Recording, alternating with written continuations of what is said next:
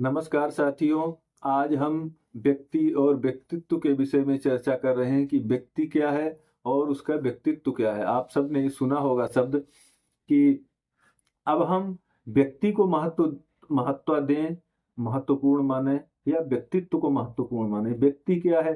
व्यक्ति एक व्यक्ति है जो अपने आप में पूर्ण है। और व्यक्तित्व क्या है? जो उसका चरित्र है, जिसको समाज जानता है, ईमानदार है, ये अच्छा है, ये गुणवान है, ये खराब है।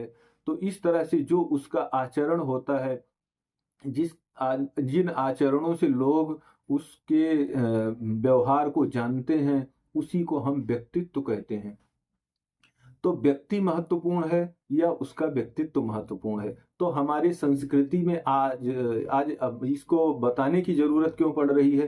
क्यों आज हम व्यक्तित्व को छोड़कर व्यक्ति को प्रधानता दे रहे हैं। आज व्यक्ति का महत्व ज्यादा बढ़ रहा है और ये हमारे वेस्टर्न कल्चर जो आया है, जो आज की शिक्षा व्यवस्था है, जो पिक्चरें हैं, जो आधुनिकता का प्रभाव है, उसमें हम आज अपने बच्चों को, समाज में लोगों के व्यक्तित्व को प्रमोट नहीं कर रहे हैं, उसके व्यक्ति को प्रमोट कर रहे हैं।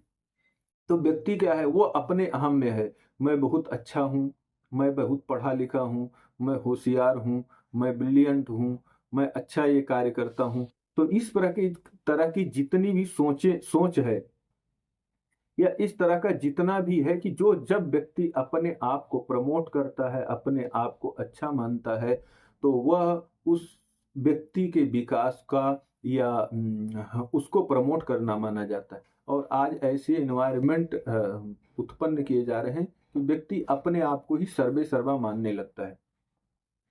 लेकिन हम अगर हमारी संस्कृति में हम बात करते हैं, तो हमने हमेशा व्यक्तित्व को प्रमोट किया है। तो उस व्यक्ति की कोई महत्ता नहीं है, उसके व्यक्तित्व को महत्व है कि वह ईमानदार कितना है, वह सच्चा कितना है, वह कितना सत्य बोलता है, वह कितना आज्ञाकारी है और कितना वह दूसरों का कहना मानता है। इसीलिए कहा गया है, हमारे शास्त्र में एक बड़ा सुंदर श्लोक आता है कि अभिवादनशीलस्य और नित्यं वृद्धोपसेविनः और चत्वारि तस्य वर्धन्ते आयुर्विद्या यशोबलम्।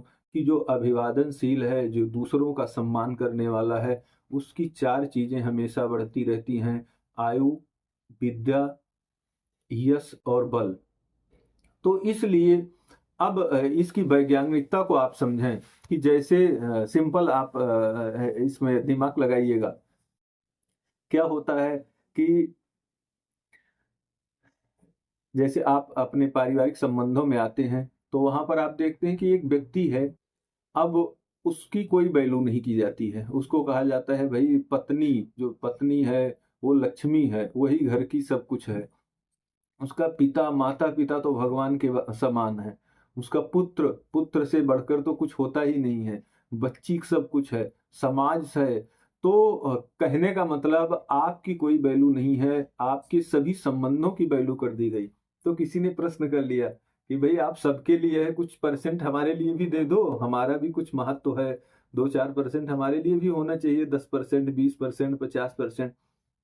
लेकिन ऋषि ने कहा, नहीं, तुम्हारे को 1 भी परसेंट नहीं मिलेगा। तुम 0% पर काम करोगे, तुम्हारी कोई वैल्यू नहीं है। वो आदमी आश्चर्यचकित हो जाता है। तो ऋषि उसको समझाते हैं कि आपकी वैल्यू नहीं है। आप पूरी तरह से 100% आप अपनी पत्नी के लिए हो, आप 100% अपने माता-पिता और अपने बच्चों के लिए हो। आपको अपने लिए 1% भी बचा के नहीं रखना है।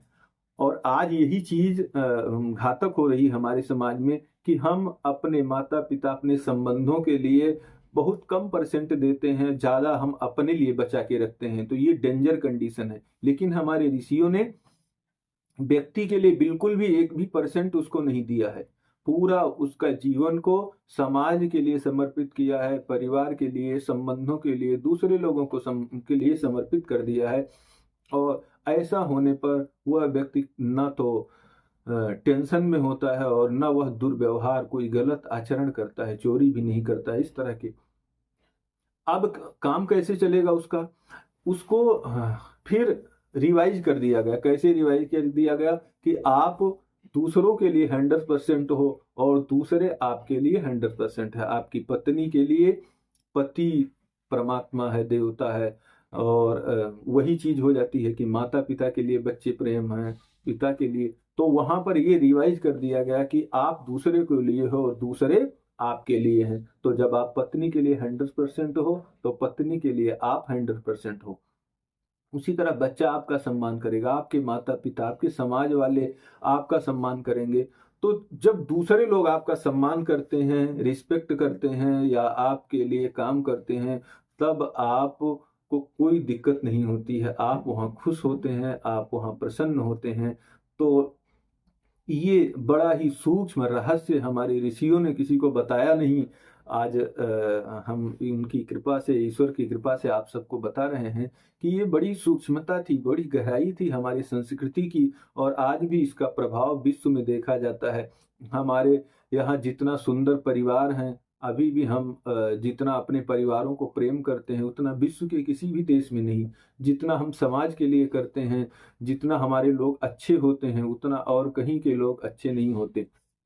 तो इसलिए मानवता के प्रति, समाज के प्रति और अपने परिवार के प्रति जो समर्पण हमारी संस्कृति में है, वह और किसी भी संस्कृति में देखने को नहीं मिलता। और उसका सबसे बड़ा प्रभाव यही है कि हमने कभी भी व्यक्ति को प्रमोट नहीं किया है, उसके व्यक्तित्व को प्रमोट किया है और उसके गुणों को प्रमोट किया है, और उसको पूरी तरह से समाज के और परिवार के हवाले कर दिया गया है कि आप इन लोगों के लिए हो।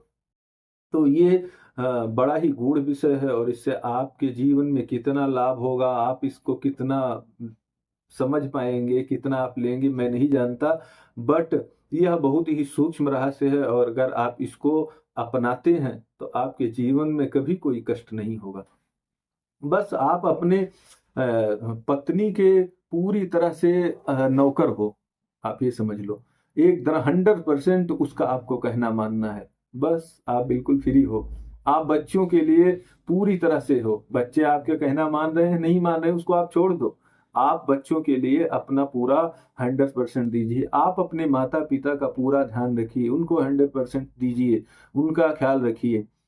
आप का अपने आप ख्याल हो जाएगा और सब लोग आप अपने आप आपका ध्यान रखने लगेंगे। उसी तरह अगर आप समाज में हैं, तो समाज के लोग भी आपके अपने लोग हैं, आपके पड़ोसी हैं, वह भी आपके अपने हैं।